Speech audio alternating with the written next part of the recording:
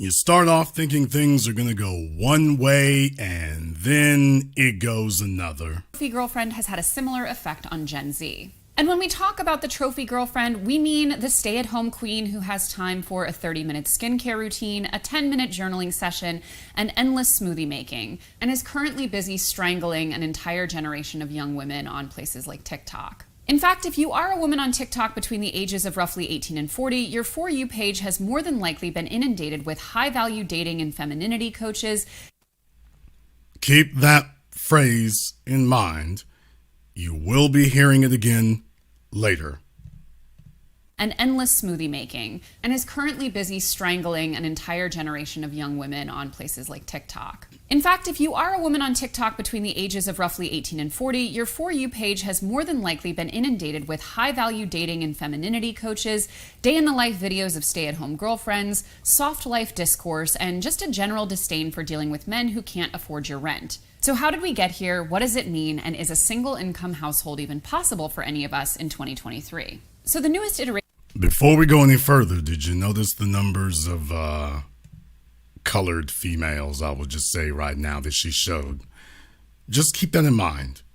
They're laying groundwork. Single-income household even possible for any of us in 2023? So the newest iteration of Kept Womanhood first appeared on many people's radars in November 2022 when 25-year-old creator Kendall Kay went viral for a day-in-the-life TikTok about her routine as a self-proclaimed stay-at-home girlfriend. The stay-at-home girlfriend hashtag, which is now at over 204 million views, features videos similar to Kendall's, conventionally attractive 20-somethings making coffees for their boyfriends, smoothies for themselves, doing Pilates, and engaging in some light housework while they wait for their presumably wealthy boyfriends to finish working. These videos garnered criticism for being anti-feminist and for glorifying privileged white women opting out of labor that others don't have the option of delegating. Well, Jason, it would seem that this is refuting maybe your assumed premise. Just wait for it. And while the most viral of the stay-at-home girlfriends are generally white women, comparable lifestyle trends can be found in basically every community. The soft life movement, which emerged out of TikTok's Nigerian influencer community in 2021, doesn't explicitly discuss rich boyfriends, but similarly encourages participants to ditch society's hustle culture obsession in favor of a more meditative, peaceful, and stereotypically feminine lifestyle. Well, so the first person that she brings up is a white woman and says November of 2022. But when she wants to go into detail, she brings up African women going back to 2021. Wonder if she's going to stop there.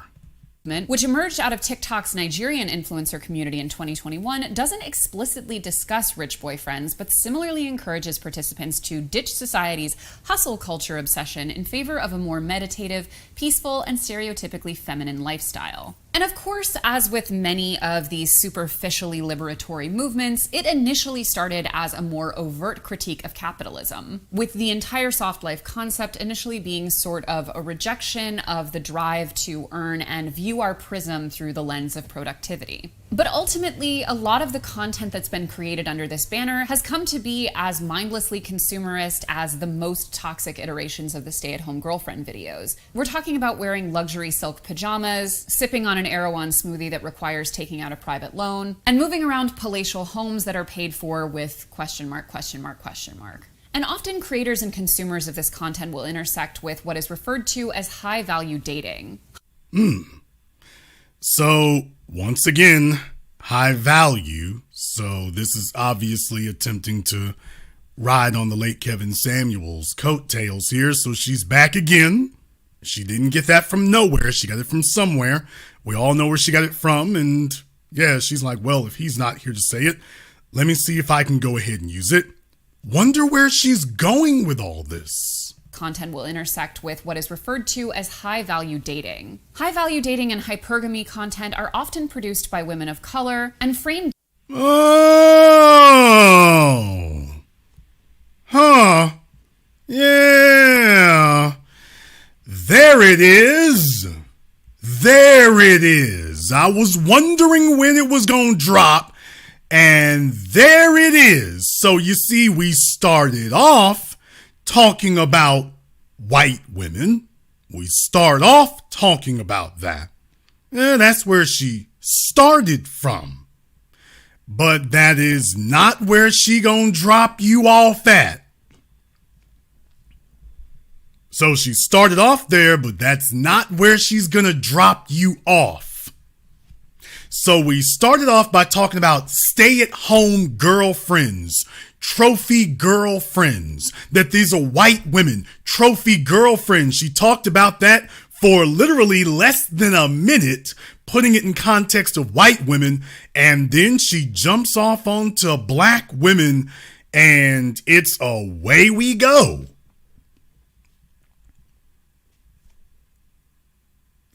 Black women are 7% of the population, but 90% of the discussion online. Think about that for a few moments. 7% of the population, but 90% of the discussion online.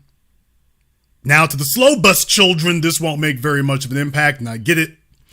But to some of the kids who didn't have to have that problem, you're actually already seeing what the issue is.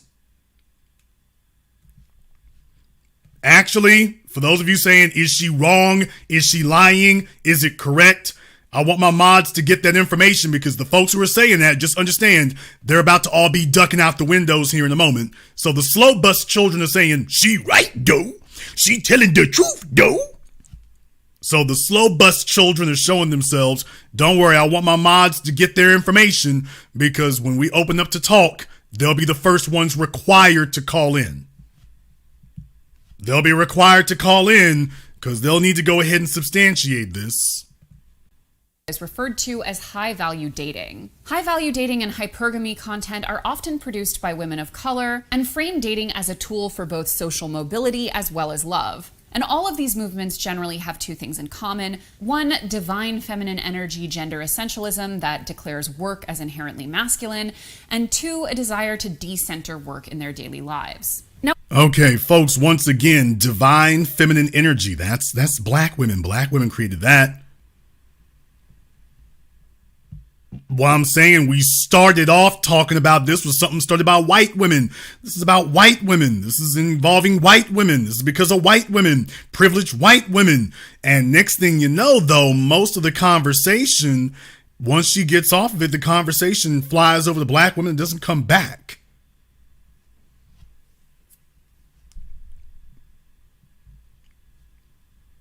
I couldn't help but notice that.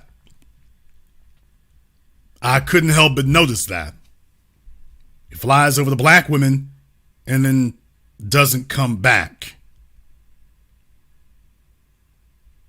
The slow bus children will have issues understanding that.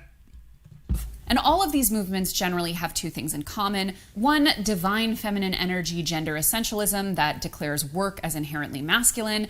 And two, a desire to decenter work in their daily lives. Now, even just with this superficial look at these social movements, we can see the ways in which the soft life, stay-at-home girlfriend, high-value dating concepts are a bit of a backlash to what, again, many of us millennials were saddled with in our own 20s. The idea that it's aspirational for women to work themselves to the bone so that they have a shot at an executive job, in which case they can join the men in efficiently undermining and oppressing all of the other women who. So you notice when she starts talking about it again, she doesn't reference the stay-at-home girlfriend, which is in the title of her video.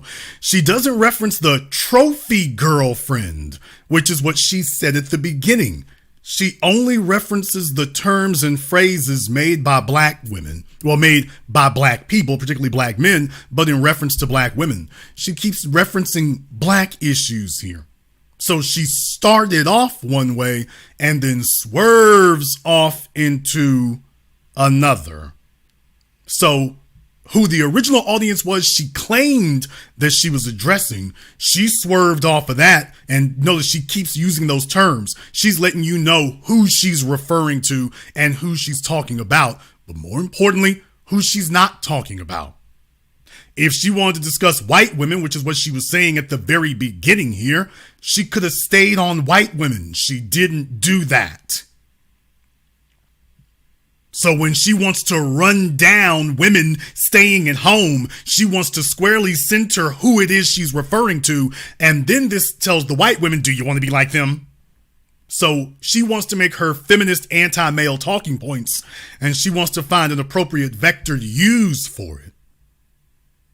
The slow bus children will not get it, but okay, fine. Look at these social movements, we can see the ways in which the soft life, stay-at-home girlfriend, high-value dating concepts are a bit of a backlash to what, again, many of us millennials were saddled with in our own 20s. The idea that it's aspirational for women to work themselves to the bone so that they have a shot at an executive job, in which case they can join the men in efficiently undermining and oppressing all of the other women who work for that organization. Again, see our upcoming video on women who girl-bossed a little too close to the sun. But if it was a reaction to this girl bossification of every waking minute that struck the match, in many ways the pandemic definitely added kindling to these new movements. It's not a coincidence that the stay-at-home girlfriend first appeared on everyone's For You pages during the aftermath of the pandemic. The recession post-pandemic has been the first in history to affect women more than it has men, and industries dominated by women were hit the hardest by COVID shutdowns. They say industries, you mean jobs, not industries. Jobs, not industries. This ill-advised adventure into the workplace had some unforeseen consequences. So that's the reason why I'm bringing this up here. I got a question to ask you all here tonight. I want to put this in its proper context. What is wrong with black women being stay-at-home women and trophy girlfriends and stay-at-home girlfriends? What is wrong with that? What on earth is wrong with black women being stay-at-home girlfriends? What's wrong with that? What is wrong with black women being kept women? What's wrong with it is what I'm asking. What's wrong with that?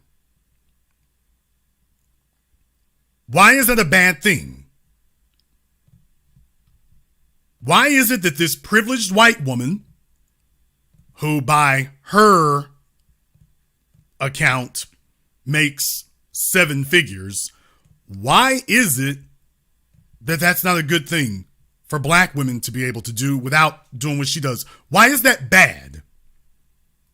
Now, just in case you were wondering here, if you didn't pick up on it before, she's saying that's a bad thing. She's saying that that is a bad thing. So I want you to hear a little bit more what she has to say before she puts the cherry on top. This generation, it was fairly rare to afford being that expects women to be everything but ask for nothing. There is something that feels radical about asserting the right to relax. And it's also important to remember that with each subsequent generation... Did you see that nonsense? Now, she sits up here talking about the majority of millennials.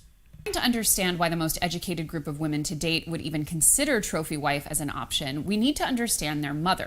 The most educated group of women to date. Once again, another dog whistle. Why would you black women, who've gone off and gotten degrees, you got the most degrees and the least income. Recognize a sucker move when you've been suckered into one.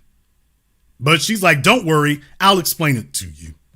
The majority of millennial and Gen Z girls were raised by strong, independent women who essentially had 2 jobs. Folks, for all of the brain dead, crack baby, lead pipe babies who got dropped on your head on the 3rd floor from the housing project, do you see how many dog whistle keywords she keeps using? You don't hear these words among white women. Strong and independent, soft life, high value. Folks, hello.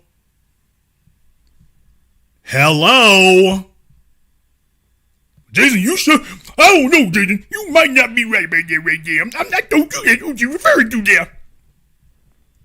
If you believe that if you all can tell that she's speaking specifically about black women this whole time, started off talking about white women, but has been directing all of her comments toward black women this whole time, give me a thumbs up emoji in the chat room and hit the likes button. It's over 2,000 people in here in just the first 15 minutes. We got a lot of facts and figures we're going to go over here tonight, so you are going to be fully armed going forward to make counter arguments against this. But if you understand that she's talking to and about black women and saying what black women don't need to be doing, hit the likes button for me. Otherwise, I'm going to think we got a bunch of Chelsea fans in here and we'll just go ahead and stop it up early. That's an option too.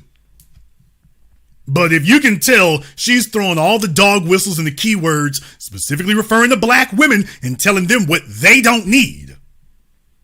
She's made a video here to tell black women, you're too influential. Jason, what do you mean? Because black people, especially during the pandemic, black people set the subculture in America that the dominant cultures pick and choose their behaviors from.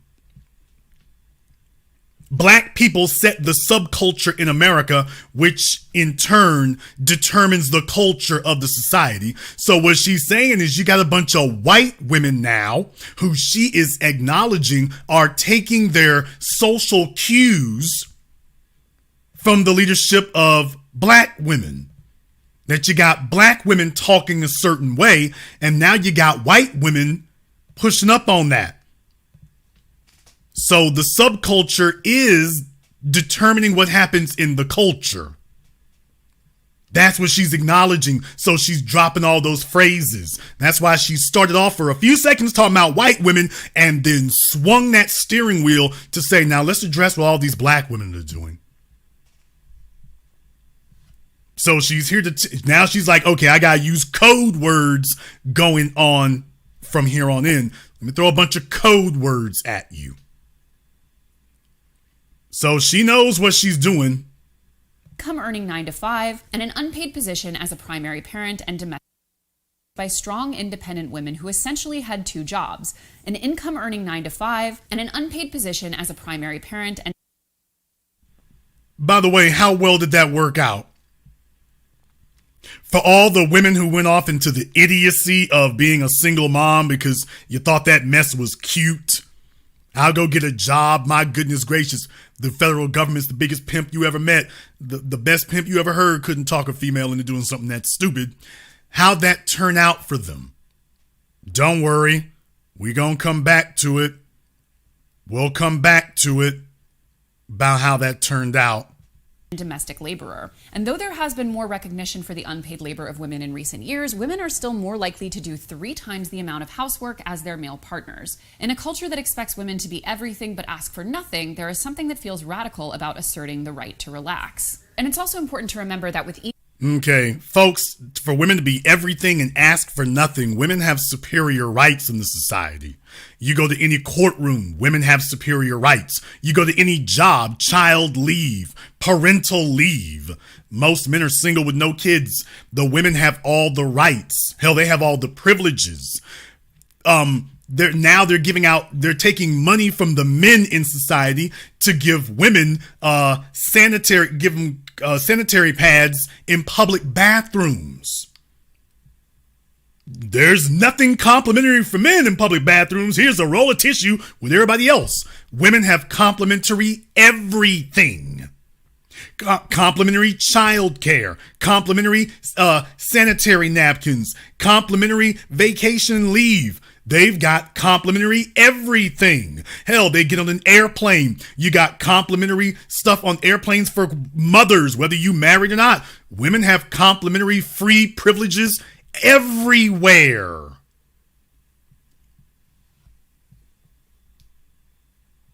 Things that men are not even offered because they can't be, or at least they tell you they can't be. We won't even get into abortion. We won't even get into abortion. So you got to understand, when you are a propagandist making up lies, you're going to say things and just hope there's nobody around to counter this, because it doesn't go very well. Her lies are running slap dab into the face of facts. Something that feels radical about asserting the right to relax. And it's also important to remember that with each subsequent generation of women, whether or not a woman has to work, especially while being a mother, has become less and less of an option. For Millennial and Gen Z women, while their mothers may have viewed it as aspirational to enter the workforce, for a lot of us now it's the exact opposite because it's no longer something that we have to fight or even choose to do. And it's also important to note that many young women who today might idolize the concept of Okay, now did you all hear that very tricky, deceptive language she just used? You got to understand when you're dealing with a very deceitful, smarmy, slimy individual. She's a very slimy little thing. Did you hear the language she just used? we have to fight or even choose to do. That's the exact opposite because it's no longer something that we have to fight or even choose to do. So she said, your mothers aspired to be in the workforce, which is a damn lie. World War II was what put women in the workforce. If you all remember, before World War II, Chelsea knows this, by the way. Chelsea, the reason why I'm going in on you is because liars need to be exposed. Before World War II, women were arguing for the right to vote. There was no movement by women to enter the workforce. Women's suffrage was only about the right to vote. Oh yeah, and to get a man's money if you divorced him. That was it. There was no women's movement demanding that women need to enter the workforce. There was no women's movement, we want jobs. That never happened. World War II was what put women in the workforce, and they didn't get a choice in the matter. It was a world war that caused that. Women never fought then, nor are women now fighting to get into the workforce. They're saying, well, damn it, if we gotta be in it, we want you to give us as many freebies as we can possibly, and as much preferential treatment as we can possibly get. But there was never a women's movement. Susan B. Anthony was not arguing that women need to go to work in the workforce. She never said that. She wasn't fighting for that. They weren't stomping in the streets for that. Prohibition. If y'all remember, prohibition that got rid of alcohol in the United States for a good decade, that was a women's movement. So the women wanted the right to vote. And even before they had the right to vote, they got rid of alcohol for the men.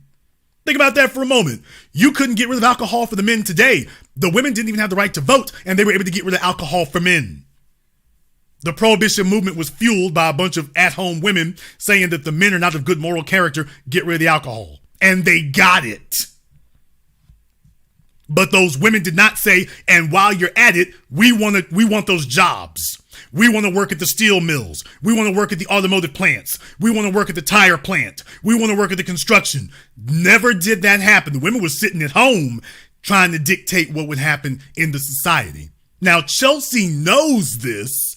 But once again, a good liar, and she's just a liar, she understands you better leave those, just make a statement, but don't give out any facts, and certainly don't give any historical context, because then people will be looking at you crazy. Now, women don't have a choice. If you're a female today, your grandmother could choose to enter the workforce, and by the civil rights generation, a little bit of your mamas could choose. A female today has no choice. She's going to contribute to the economy, whether she wishes to or not. Now she's got to fight to go find a man who can save her from the workforce. And it's also important to note that many young women who today might idolize the concept of being a kept woman partially view it through that aspirational lens because they don't actually know what the reality of kept womanhood looks like. Even for our parents' generation. They don't know what the reality of a kept woman looks like. But Chelsea, neither do you. You don't know what it's like either.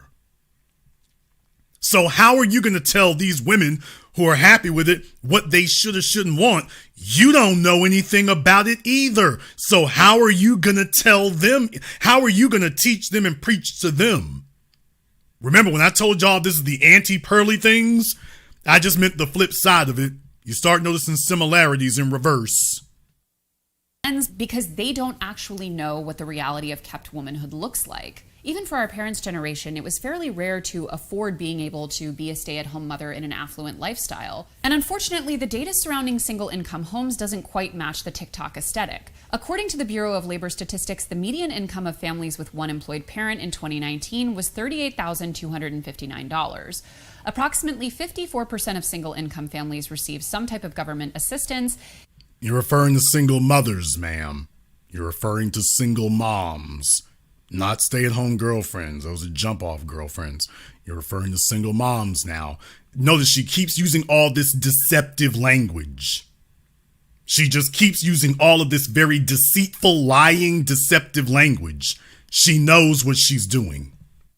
And in the U.S., 23.7% of single-income families lived below the poverty level in 2019. And single-income homes with children are 3 times more likely to live in poverty as double-income families with children. That sounds like somebody who needs to figure out how to get up under a man's management. If a woman tries to start, quote unquote, a family on her own, all she becomes is a dusty broad with a bunch of kids. That's a person who needs to be up under a man's management. This is called common sense. Now let's go back to her babblery. The sobering truth for the stay-at-home girlfriend is that most single-earning households are struggling. And this doesn't even address the immense vulnerability that even affluent women find themselves in if 100% of their finances are taken care of, controlled, and provided by the man in their life. Okay, let me go ahead and say this right now, and I'm not being personal, but I'm just being factual. Chelsea said that she was 34 years old. She says she was 34 years old, and do you notice she's throwing shade at females in their 20s? She's throwing shade at females in their 20s. A female a decade younger than her. While Chelsea lives in, I think, New York City, and you can hear the cars and the trucks going by in the background when she speaks. She's in New York, this loud, cacophonous place. And she's trying to throw shade at a female a decade younger who she's out the game. She's out the game. And Chelsea sounds hella jealous because she's looking at somebody else who said, yeah, you get up every day and you keep throwing them elbows. I got a dude who's going to drop it off for me so long as I just show him I'm on his program. So long as it shows I'm on the program.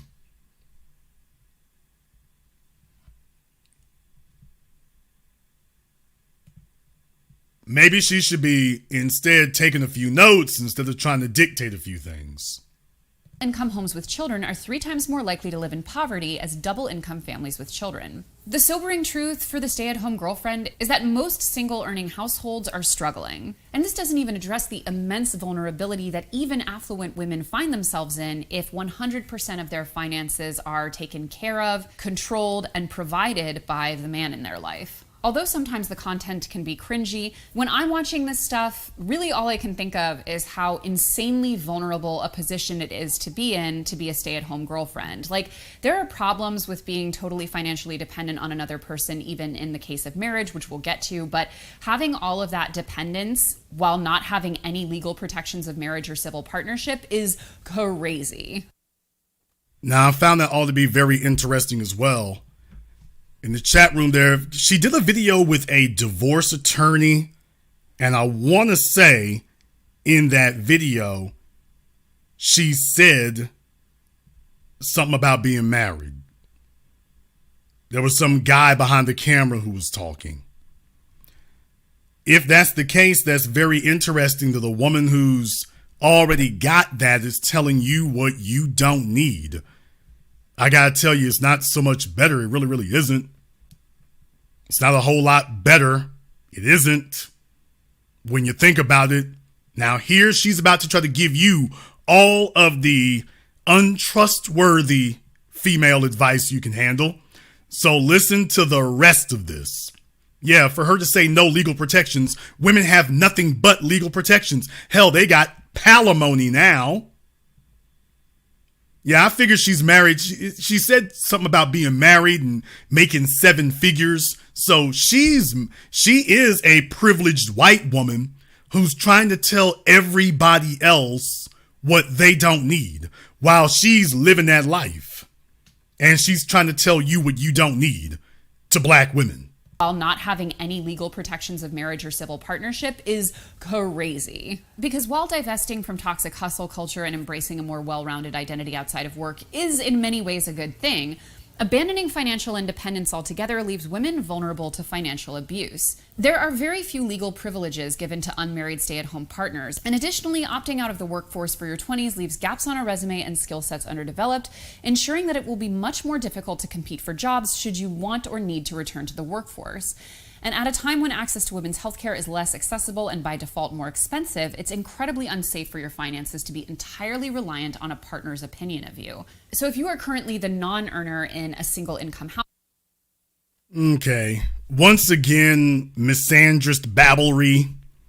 It's incredibly unsafe for your finances to be reliant on your partner's opinion of you. Folks, in divorce, who gets wiped out in divorce, not in America, but in society today? Who gets wiped out? The women or the men? Because if you were listening to her, you would think that, oh, well, the women are getting wiped out. That's what you would think. But it's the men who get wiped out. But why does that occur? Well, because it's incredibly unsafe for your finances to be dependent and reliant on your partner's opinion of you. Oh. Okay. Yeah. 34 years old now. And she's telling you, 34 years old, married to a rich man, lives in New York City, and she's telling you that the women, she is just turning reality on its ear. The women, black women, need to be working because they need to be concerned about a man's financial opinion of them. Yeah. It's incredibly unsafe for your finances to be entirely reliant on a partner's opinion of you. So if you are currently the non-earner in a single income household, or thinking of becoming one, or looking at all these videos and thinking that it looks pretty darn aspirational when compared to your day job, here are a few things you must do to protect yourself. 1. Do not quit your job without your own emergency fund. At the end of the day, having 3 to 6 months worth of living expenses that is not beholden to any partner's consent is non-negotiable. 2 is to build your credit. Making sure your credit score is 700 or higher means that you're more likely to be approved for a line of credit or an apartment should the need arise. Number 3 is to continue to invest in your own education, like taking classes, working on creative projects, and continuing to network in an industry that interests you. These things don't require a job with an income, but can make a huge difference if you need to return to work. Similarly, 4 is volunteering. This isn't just personally fulfilling, but volunteering is also really important for developing skills and maintaining social networks that, again, could be really important if you need to work again down the line. Now, what type of man is going to sacrifice himself for a female who's walking in the door telling you that she's got 1 foot out the door? Who the hell gets into a relationship walking in the door saying, now when this ends, when this is over? Why would a man make you anything other than his side chick if that's the way you're approaching him? Well, I don't believe anything and I don't trust anything. So, you have this over here. I got this over here. Okay, well, and then Chelsea will turn around and tell you that the problem is the men don't take care of the women. Yeah, and then next thing you know, you mess around here and that's how you end up where you get done wrong.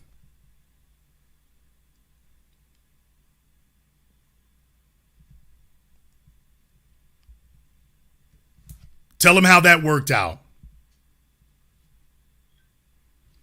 In the chat room, King Coons. King Coons is going to need to... King Coons... Didn't I have King Coons? King Coons needs to be on Zoom. So we're going to open up the Zoom here in a minute. And King's Coon in the chat room, he's going to call up on Zoom. Because, by the way, he's making an ass of himself. If you're going to say something, man, you need to make sure that you actually have the facts correct. What you did was just totally invert exactly what happened. Folks, this is what happens when this is your brain when your mama's on drugs, is all I'm going to say. So King's Coons will call in when I open up the Zoom here shortly. Things you must do to protect yourself. 1, do not quit your job without your own emergency fund. At the end of the day, having 3 to 6 in energy is the right way forward. No one is inherently today, neither the ultra girl bossification of the aughts and teens, nor the current backlash to women working at all because it conflicts with divine feminine energy is the right way forward. No one is inherently more or less adapted to work because of their gender, and the point is to no one is more or less adapted to work because of their gender. Excuse me, little misprivileged white woman living in this high-rise apartment that was built by men. The forces of gravity and physics are a constant. They're not something that you can argue about in your political science or liberal arts class, ma'am. These people here are just devoid of logic or reason. So this is what happens when crazy folk can start a YouTube channel.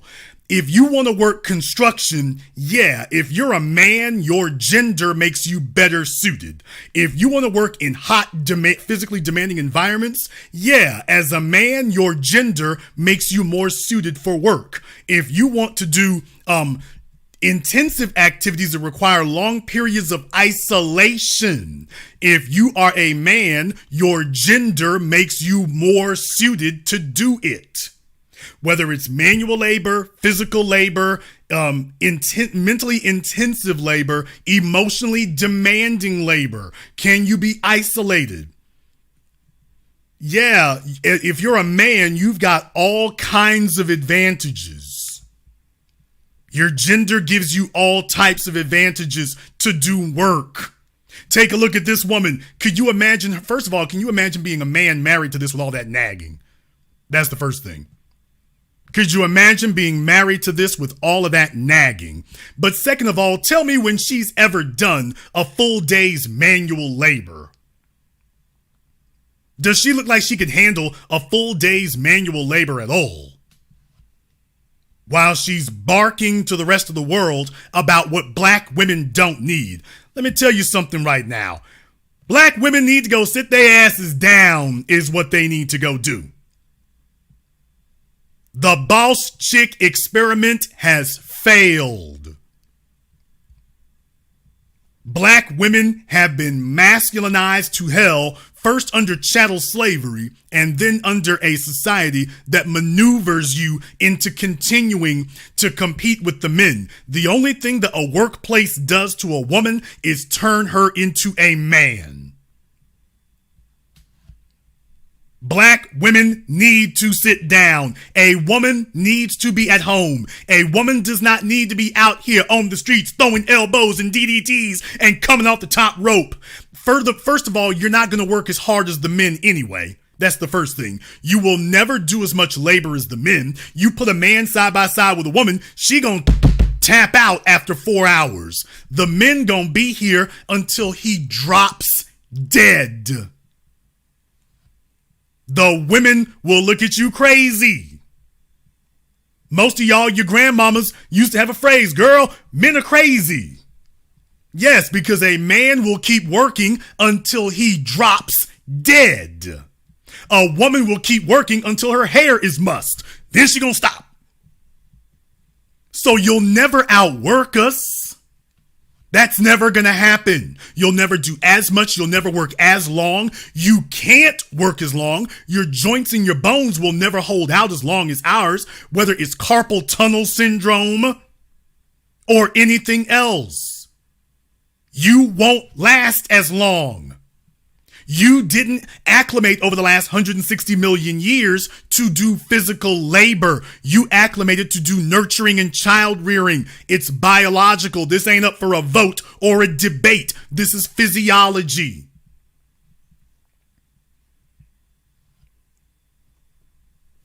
But don't expect little things like reality to get in the way because this person has an agenda. She's got an agenda, and the agenda ain't nothing nice, nor is it nothing honest. Now that I've taken you down that road, time for me to go ahead and drop the facts and the figures on you here. Because she couldn't stop here, by the way. Now, she's already let you know this video here is a dog whistle to say that black women need to work more. Now, let's be clear about something. Black women have always worked. Black women have always worked. This is not a change for white women. White women being stay-at-home girlfriends, trophy girlfriend. This isn't new.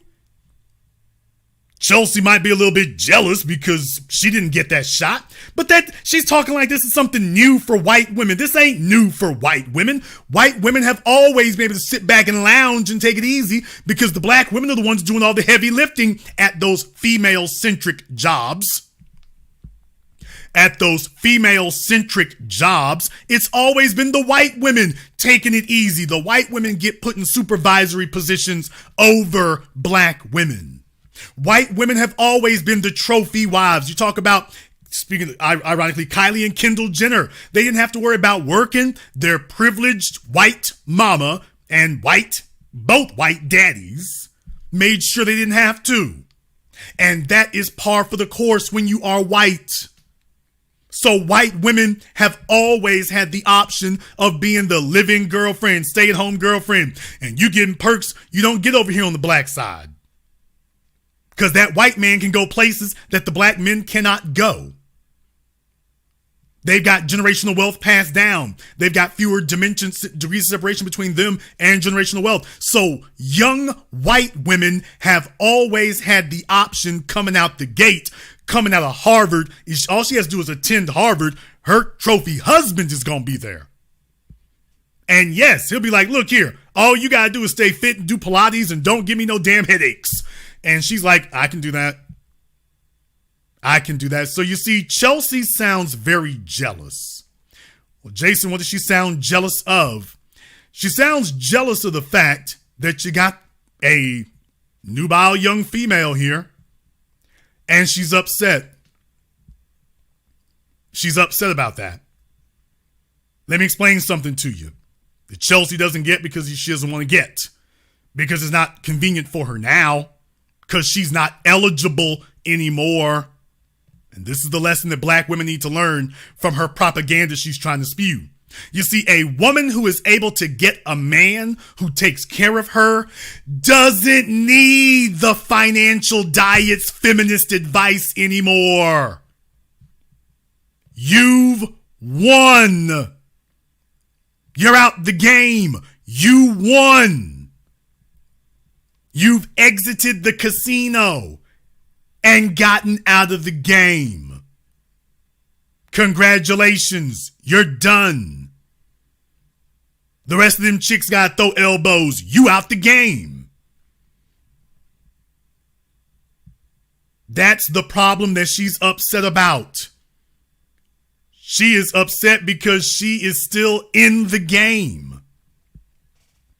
She's still in it, even with her husband. She can't leave. You know why? That's why she has to have she wants to sit up here and have a secret stash of money. Let me tell you something. If you're a woman sitting around with a secret stash of money, that's because the man you with has made it very clear to you he's not going to take care of you. If you're a woman and you have to have an emergency fund and you are with a man who has been with you for more than 24 months, that's because you've been such a hard-headed disciplinary problem. He's let you know, heifer, I ain't taking care of you.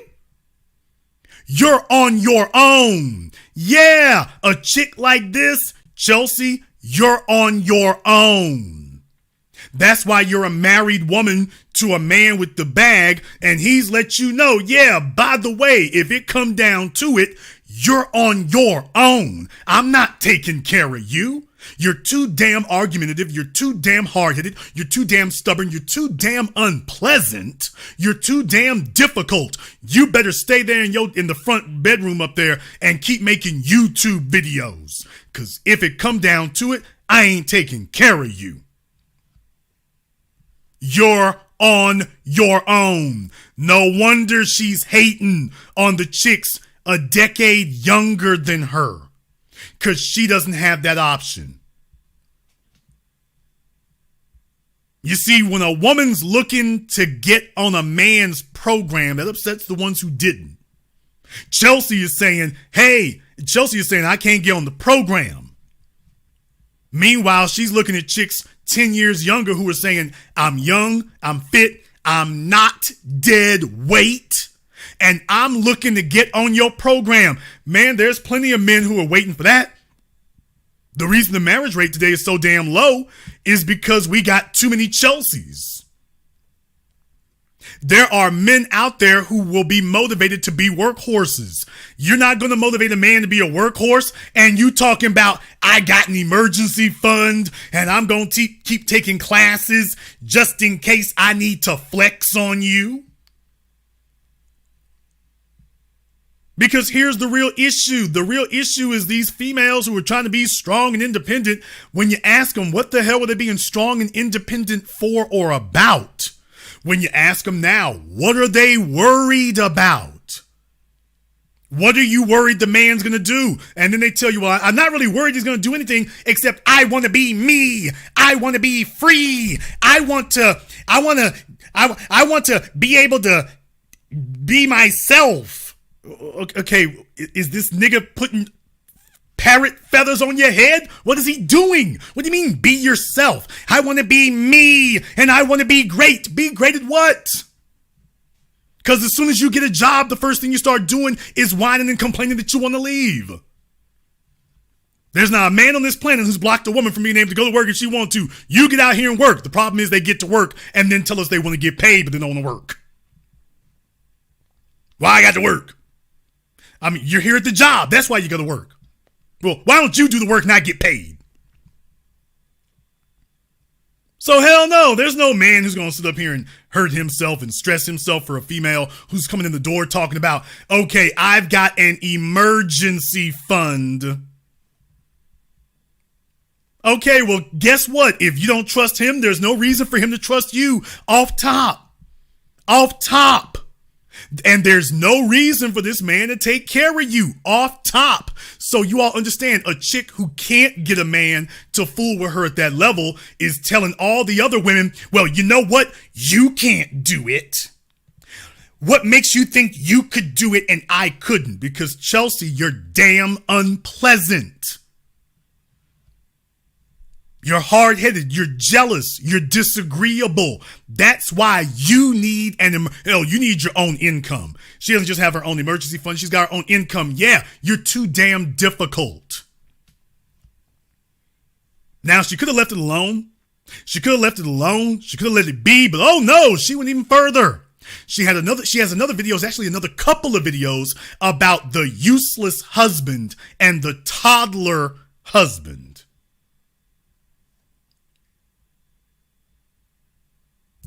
Think about that for a few moments. The useless husband and the toddler husband. So she sits up here and she starts talking about this, and man, oh man, she starts trying to throw around facts and figures, and I'm gonna skip over the part where she talks about, and I'm gonna try to skip over the part where she talks about depression, but she talks about a survey that asked who did the most work in the relationship when it comes to housework and child rearing. So what I want to do is I want to go over the numbers that she throws out here. Once again, dishonesty and lying are par for the course, but that's the reason that we're going into this. And when she starts aiming her comments at black women, take a look at how reliable and believable a source you're dealing with. Domestic labor than they were, which is totally understandable when you're dealing with juggling so many pressures at once. And psychological burden of this is that both partners in these studies felt that they were actually doing more domestic labor than they were, which is totally understandable when you're dealing with juggling so many pressures at once and probably not able to super closely track your time, and in many cases are totally sleep deprived anyway. But it's interesting to note that men actually way further overestimated what they were doing while doing less. Pre-baby, both men and women actually spent 14.5 hours on housework, but estimated that they spent between 21 and 22 hours. After the baby was born, women spent about 13.5 hours on housework, but estimated they spent 27 hours. Well, what do you know? Now, she just sat here and told you the men always estimate that they did more work than they really did. Very first stat she throws out there shows that, the women said that they did twice as much work. The women thought they did twice as much work as they actually did. So coming out the gate, she debunks herself. But wait, it gets worse. Housework, but estimated they spent 27 hours. Men spent about 9.5 hours and estimated that they spent about 35 hours. That's a pretty wide gap right there. I'd like to see who the hell they were questioning about it, but that's a pretty wide gap for that one. But wait, there are more numbers. For childcare, women estimated they spent 21.8 hours, but actually only spent 8.4. So the women estimated or felt like they had spent almost 3 times as many hours doing childcare than they actually did. Almost 3 times. Men estimated they'd spent about 14 and actually reported spending 7.0. Well, I'll be damned. Well, the men felt that they had done twice as much as they had actually done, but the women they feel like they've done almost 3 times as much as they actually did. Oh yeah, one more thing to point out about that, to make sure it's in its proper context. The women had done 8.4 hours and the men had done 7.7. So the men and the women on childcare had done practically the same amount of hours.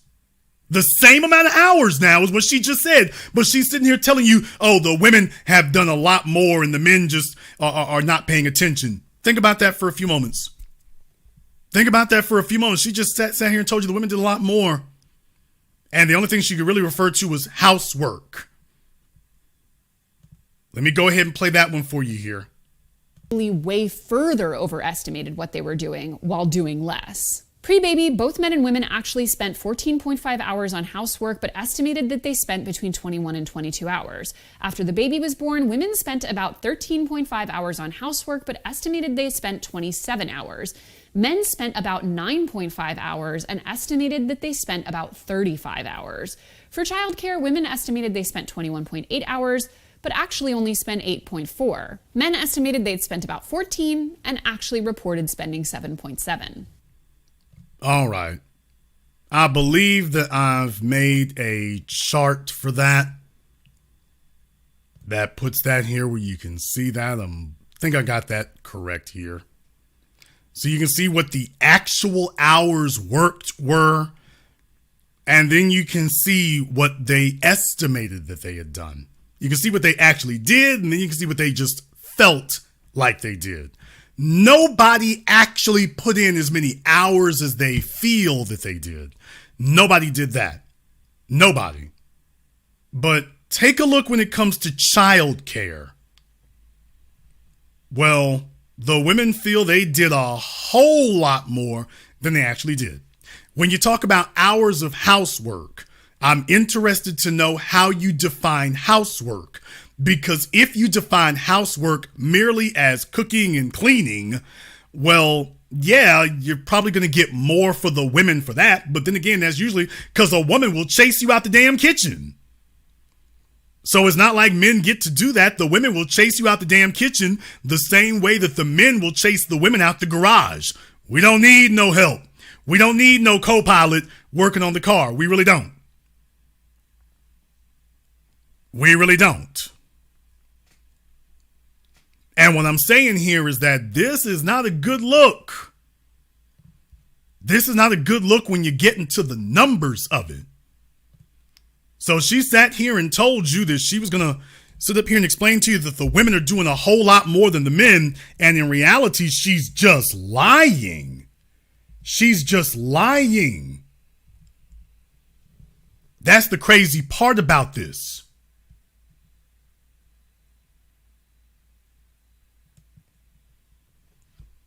Now, I wish I could tell you she stopped there, but she didn't do that either. She goes off into a different area. And by the way, for those of you who've been doing the high value stuff for all these years, tonight we're going to update your files for you. We're going to update your files for you tonight. Now, this is what she had to say here next. She was talking about, she gets into talking about the effect that this has on women. This is a bad thing and does bad things to women. It has an effect on them. This is what she had to say next.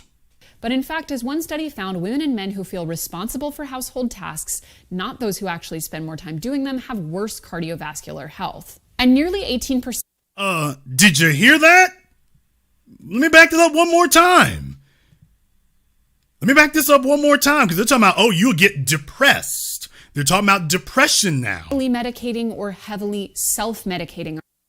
Normalizing this by making it into cute content. We're normalizing it as women by absorbing the physical consequences of this. Okay, she's talking about self-medicating, but she's actually talking about wine tasting or whatever. Women who are drinking after they go to work or whatever. That's what she's talking about. That, like in the video I showed and in many of the videos I found, the children themselves are part of the content, which, as we've discussed in our previous video about child influencers and child labor, is no coincidence. Content typically performs better when children are featured in that content, which is its whole own can of worms. Even if we weren't just normalizing this by making it into cute content, we're normalizing it as women by absorbing the physical consequences of this and either heavily medicating or heavily self-medicating ourselves as a result. While housework is unpleasant for people of both genders, women who are overloaded by it actually experience more depressive symptoms. All right, now did you hear that? Women who are overloaded by housework by it are actually experience more depressive symptoms. Now, wait for the next statement that she makes from this supposed study. This may be due to the emotional burdens rather than the physical burdens of managing social life and childcare. Oh, so in other words, what they're preparing is the argument that even when Jason comes and shows you that men do more work, and actually it's a lie to say that women do more housework, and it's a lie to say that women do more childcare, that the men and women are actually doing the same amount, they're already prepping you to say, well, it doesn't matter if they do or don't. Whoever feels like they're doing the most, well, they're the ones who are most burdened. Whoever feels it. So even if the man does more labor, the woman is still more burdened if she feels like it. But in fact, as one study found, women and men who feel responsible for household tasks, not those who actually spend more time doing them, have worse cardiovascular health. Well, there you go. Yeah. Whoever feels more responsible, regardless of whether they actually had to do the work or not. Well, there's an argument where the men just can't win. So if the men are, first she said the men are not doing as much work. Then later in the video, and by the way, even if the men are doing more work, it doesn't matter if the women feel more burdened. And then she tells you that you need to be in the workplace. Do you think that it's depressing, and do you think that it's a strain and that it depresses you to sit up here and be an untrustworthy female who's walking in the door ready to stab the man she's with in the back and say, I need to have an emergency fund so that I have the freedom to be untrustworthy? Do you think that takes a toll on you? Do you think that's stressful, Chelsea? Do you think being an untrustworthy woman is stressful? Do you think so? Because I think being an untrustworthy woman is stressful. I think that's depressing. Living your whole life as a woman that you know men don't trust you because the men can see that they can't trust you. Yeah, I think that's very stressful, Chelsea. And advising women to be untrustworthy women, yeah, that's going to stress the hell out of you. Being a thief, sitting around with the man you're with and trying to figure out how to be a thief all the time. And I'm going to take what he's got and let me see if I can get more out of him than he gets out of me. Well, yeah, that's going to stress the hell out of you. You're going to be on lithium and antidepressants and antipsychotics. You're going to be drinking and drugging and everything else because life is never going to work for you because you're a dishonest, untrustworthy individual. Yeah, life can't work for you. And nearly 18% of all women in the United States used antidepressant medication between 2015 and 2018, compared to just over 8% of men, according to data released by the Centers for Disease Control. Oh, man. So for those of you who did not have your numbers updated, we're going to head. By the way, I'm just getting started because we're not going to rely on her numbers. We're going to rely on my numbers in just a moment. But she tells you nearly 18% of all adult women in the United States used antidepressant medication between 2015 and 2018, compared to just 8% of men. Less than half the number of men are using antidepressants. We need to ask ourselves a question here. Do you think that all of this boss babe, let me follow in the stupid failed footsteps of my deluded ass mama? Do you think this chick here is worried about antidepressants? Do you think that she's worried about cardiovascular health? All she worries about all day is the man is like, hey, look, I need you to stay healthy. Get your ass in the gym. I'll pay for that. I'll take care of that. You just worry about sitting here being healthy. I'll take the cardiovascular disease and the cholesterol and the hypertension and the alleged heart attack. I'll take that on. You just sit here and be cute and agreeable.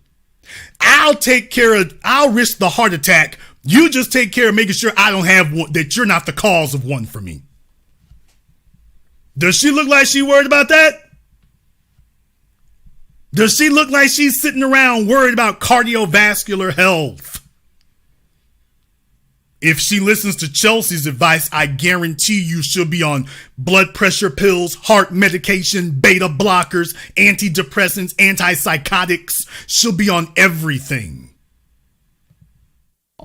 Overall, during the decade between 2009 to 2010 and 2017 to 2018, antidepressant use increased to 14 from 11%. Use increased more for women to 19 from 14% than for men, up to 9% from 7%. And that's not even taking into account other types of medication like benzodiazepines and other types of anti-anxiety medication, which are being more heavily used and more heavily used by women specifically, and in that group by mothers specifically. And I want... Okay, now she doesn't give any substantiation of that by mothers specifically. She gives no substantiation. She cites no source like she did on the previous videos. She just says things, does not cite a source, and then wants you to believe, oh, the problem is the men are not chipping in on housework, and that's why the women are all depressed. The men are not chipping in on the housework. If the men would do more housework, then the women wouldn't be so depressed. I'm going to knock those numbers down here in just a minute. I want to be very clear that I am not here to stigmatize pharmaceutical use. For many people, these drugs can be life-changing and even life-saving. Yeah, they'll be life-changing, all right. You'll never be the same. Antidepressants are the most prescribed medication there is. For those of you who did not know. Prozac, the number one prescribed medication. Antidepressants, you go to a doctor's office. If you tell a doctor there's anything, aches or pains, he going to try to see if he can kick an antidepressant at you. So yeah, antidepressants are not good. Antidepressants are bad. How in the hell did we make it for the last 50,000 years of human evolution and didn't have a single antidepressant? And she's sitting here telling you about, oh, I think it's a great idea. Antidepressants are not a good idea. Taking something that is an anti is not a good idea. That's not a good thing to take something that is an anti.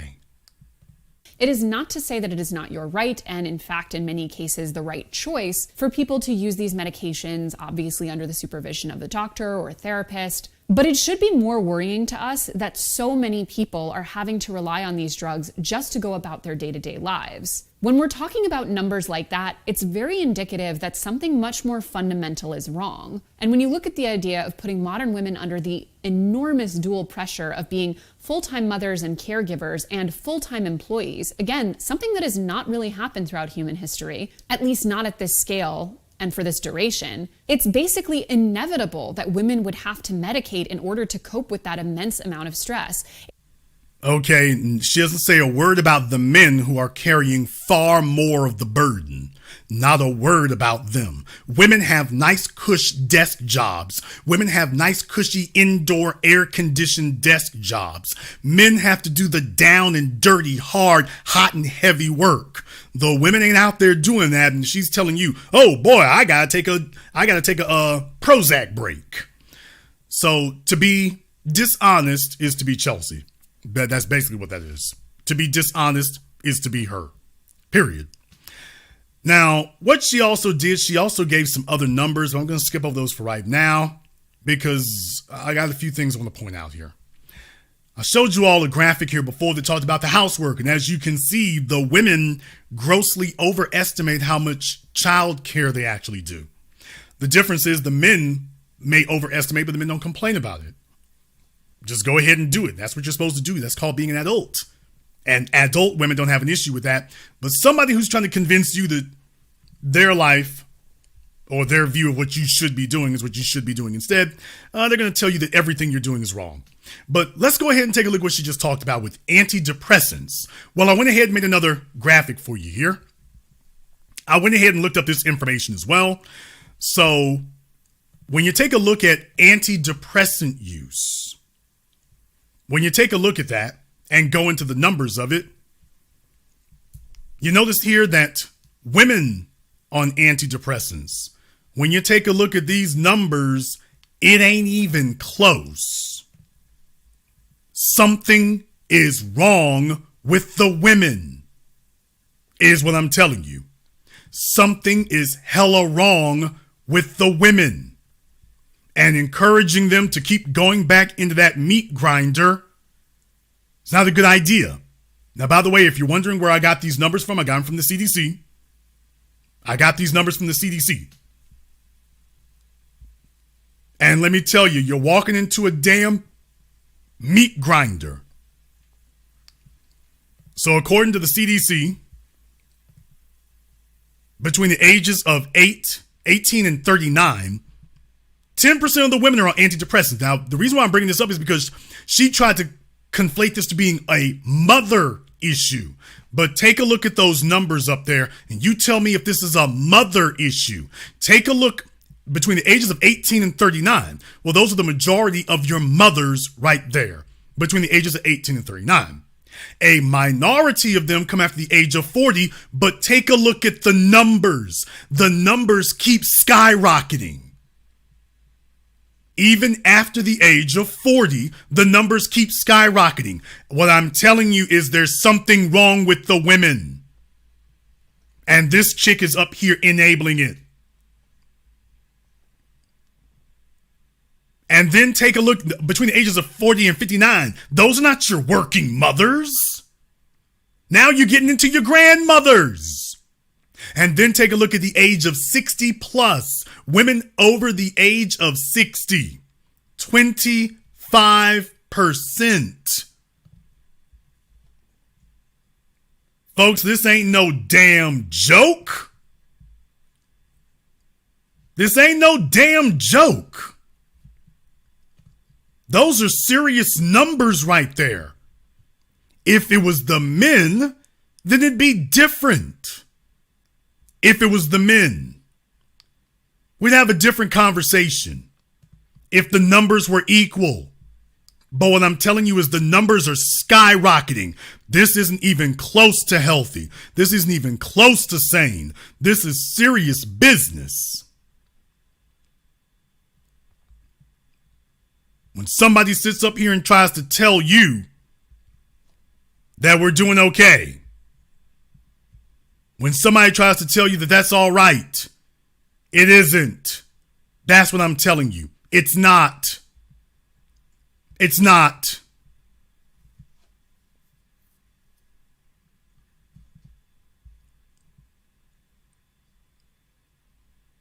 Then you take a look at the numbers for the men. You take a look at the numbers for the men, and you notice that you're not seeing the same thing over there where the men are concerned. Why is that? Why is it that she's not asking those questions? Why is it she's not asking those questions? Because she should be. She should be. Because those are the things you really need to know if you're going to tell the women that this is a mother issue. If you're going to try to say something that's so criminally dishonest, if you're going to try to say that.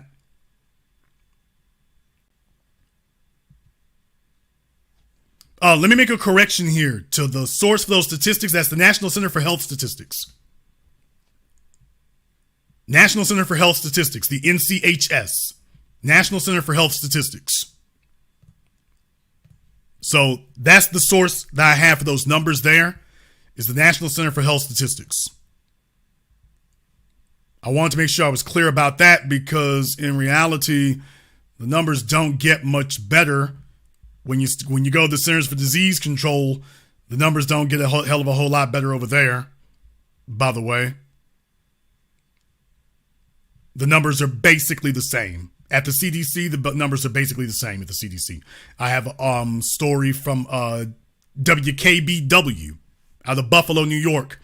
CDC states 1 in 5 women between the ages of 40 and 59 are on antidepressants, 20%. So the CDC backs up the same numbers as the NCHS.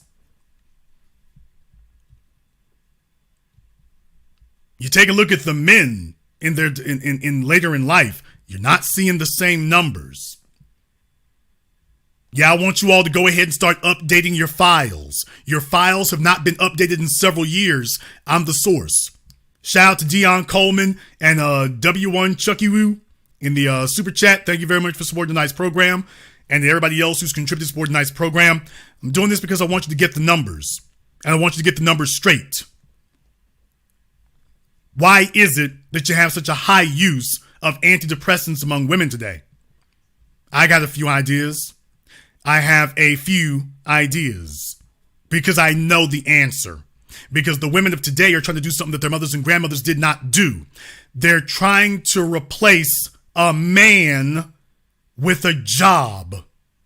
What I'm saying is that a woman cannot and will not ever find fulfillment at a job. You see, the Chelsea Fannings of the world, they got to go work. Because a man finds her so horribly disagreeable that he's not going to sacrifice himself for her. A woman cannot find true fulfillment except in the appreciation and the validation of a man who loves her. People, tell me a job that loves you more than a man does. I'll wait. Show me an employer in America whose slogan is, work for us, we love you more than your husband. Show me an employer who uses the word love in connection with their employees. The word love. And I'm not talking about symbolic or a pronoun of love. I mean genuine, romantic, familial love. Show me an employer on this planet who refers to their employees with the word love. Hell, show me an employer who refers to the employees with the word sacrifice. Come work for us. We sacrifice for our employees. Come work for us. The company does without for its employees. Come work for us. Let us show you all the things that we will give up for you. Do you know how psychotic, silly, and stupid you gotta be to sit up here and say that there is a job that cares about you as much as a man does? Do you know how out of your mind you gotta be to say that?